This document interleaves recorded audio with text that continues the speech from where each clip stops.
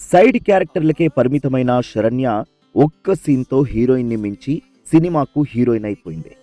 ఫిదా చిత్రంలో హీరోయిన్ సాయి పల్లవి అక్కగా నటించిన శరణ్య తాజాగా అంబాజీపేట మ్యారేజ్ బ్యాండ్ చిత్రంలో హీరోయిన్ గా మారింది.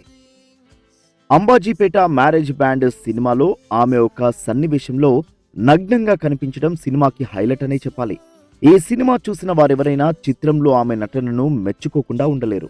అంత బాగా నటించింది శరణ్య. అదే సమయంలో నగ్నంగా నటించడంపై విమర్శలు కూడా వస్తున్నాయి. దీనిపై తాజాగా ఆమె స్పందించారు. తాను నగ్నంగా నటించడానికి ప్రధాన కారణం తన భర్త ప్రోత్సాహమేనని చెప్పారు. ఆయన ప్రోత్సహించడం వల్లే తాను అలా నటించినట్టు చెప్పారు. కథాపరంగా వచ్చే సీన్ కావడంతో అలా నటించాల్సి వచ్చిందన్నారు శరణ్య. అయితే న్యూడ్గా నటించడం పెద్దగా ఇబ్బంది కలిగించలేదని, తన భర్తతో పాటు డైరెక్టర్ ప్రోత్సాహంతో సీన్ బాగా వచ్చిందని చెప్పారు. నగ్నంగా నటించడం కంటే దానిపై వచ్చిన విమర్శలే తనను ఎక్కువగా బాధించాయన్నారు శరణ్య.